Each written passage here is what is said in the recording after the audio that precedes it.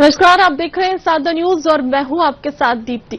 आप सभी को नववर्ष की हार्दिक शुभकामनाएं। न्यू ईयर 2026 के स्वागत में मध्य प्रदेश पूरी तरह टूरिज्म मोड में नजर आ रहा है। डॉक्टर मोहन यादव सरकार के प्रयासों में धार्मिक, सांस्कृतिक और एडवेंचर पर्यटन को जो गति मिली है, उसका असर अब ग्राउंड पर साफ दिख रहा है। खजुराहो से लेकर उज्जैन, ओरछा और हनुवंतिया तक पर्यटन स्थल पर भारी भीड़ उमड़ रही है। देखिए ये खास रिपोर्ट।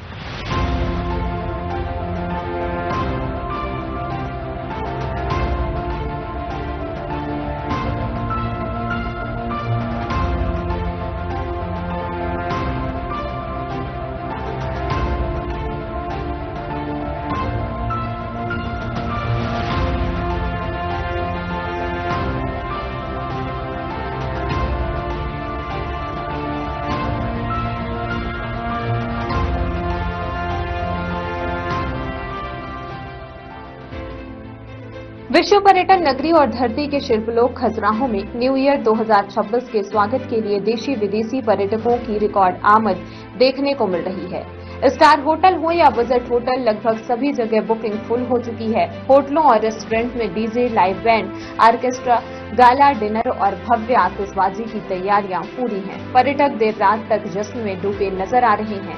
खजुराहो के आसपास के पर्यटन स्थल Kutne dam, Raneh fall, Pandav fall, Beniganj बांध और केन नदी के किनारे बसे मनोरम स्पॉट भी सैलानियों को से गुलजार होने वाले हैं। एमपी टूरिज्म का कुटने आइलैंड पहले से ही ऑनलाइन बुकिंग फुल होने का उदाहरण बन चुका है। नर्मदा के बैक वाटर पर बसे हनुवंतिया में 9वें जल महोत्सव का सादगीपूर्ण लेकिन ताबड़तोड़ शुभारंभ कर दिया गया है। एक्वा सेरेनेड इन हनुवंतिया थीम पर आधारित यह जल महोत्सव 100 दिन तक चलेगा। 17 एकड़ में फैले टेंट सिटी, 104 क्रिस कॉटेज टेंट और speed boating, jet ski, parasailing, hot air balloon जैसी गतिविधियां पर्यटकों को रोमांच का नया अनुभव दे रही हैं। धार्मिक पर्यटन की बात करें तो उज्जैन का महाकाल लोक न्यू ईयर पर श्रद्धा और भव्यता का केंद्र बना हुआ है। 9 वर्ष पर 5 लाख रुद्राक्ष और 11,000 डमरू से महाकाल मंदिर और लोक परिसर सजाया जा रहा है। वडोदरा से आई 108 लोगों की टीम दिन रात सजावट में जुटी है। यह सब डॉक्टर मोहन यादव सरकार द्वारा धार्मिक पर्यटन को वैश्विक पहचान दिलाने के प्रयासों का नतीजा है। न्यू ईयर पर Mukundpur white tiger safari and जू में भी भारी भीड़ पहुंच रही है। पर्यटकों की सुविधा के लिए 31 दिसंबर और 1 जनवरी को जू को विशेष रूप से खुला रखा गया है। सुरक्षा, गश्त और व्यवस्थाओं को लेकर प्रशासन पूरी तरह अलर्ट है। पर्यटन को बढ़ावा देने में कनेक्टिविटी भी अहम भूमिका निभा रही है। रीवा एयरपोर्ट 302 एकड़ में विकसित 100 करोड़ की लागत का प्रोजेक्ट है। यहां से इंडिगो की रीवा इंदौर नियमित उड़ान पर्यटकों का सफर 1.5 घंटे में आसान बना रही है। और ये तीसरा साल है मुझे खजुराहो आते हुए, राडिसन खजुराहो आया हूँ और ये मेरे लिए एक बहुत ही ज्यादा ऑनर की बात है कि मैं यहाँ पे लगातार तीसरी बार परफॉर्म कर रहा हूँ। तो यहाँ का माहौल वैसे ही बहुत ज्यादा पीसफुल है और यहाँ परफॉर्म करके मुझे लगता है कि मैं अपनों के बीच में परफॉर्म कर रहा हूँ।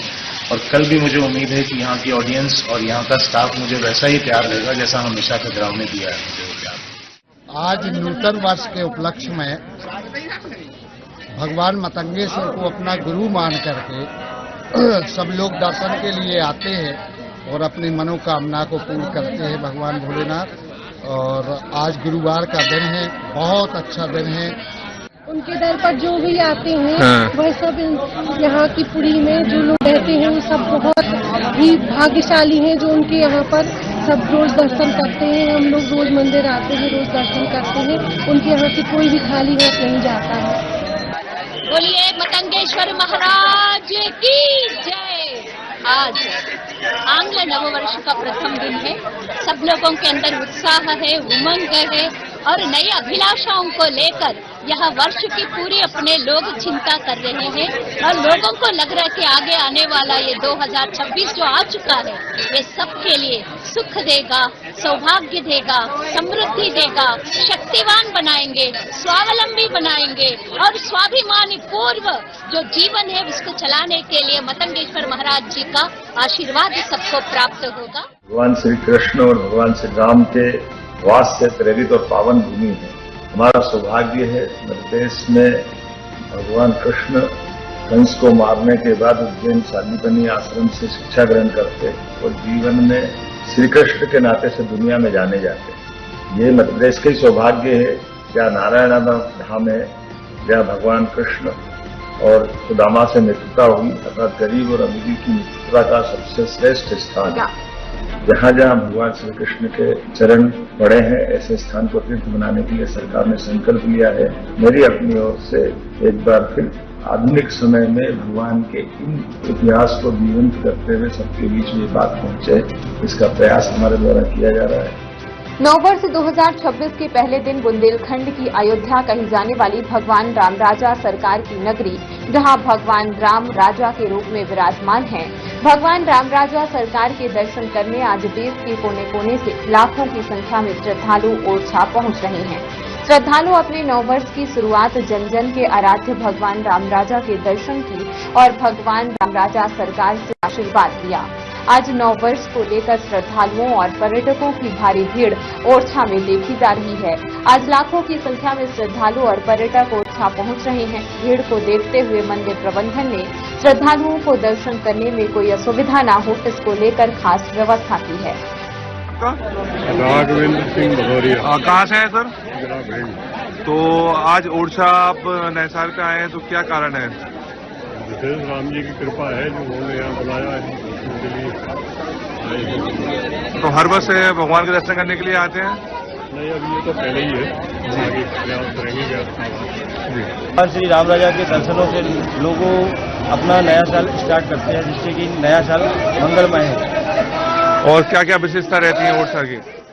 भगवान के श्री चरणों की क्या विशेषता है बताएं, वो तो सर्वोपरि है। लोगों का मंगल होता है भगवान के दर्शन करने से। लगभग कितनी संख्या में श्रद्धालु आ रहे हैं आज? कम से कम अनुमान लगाया जा रहा है कि कम से कम 2 से 3 लाख लोग आएंगे दर्शन करने के लिए। कुल मिलाकर डॉक्टर मोहन यादव सरकार की नीतियों ने मध्य प्रदेश को धार्मिक, सांस्कृतिक और एडवेंचर टूरिज्म का हॉट स्पॉट बना दिया है। न्यू ईयर 2026 के जश्न में मध्य प्रदेश की तस्वीर साफ है, आस्था भी, रोमांच भी और विकास।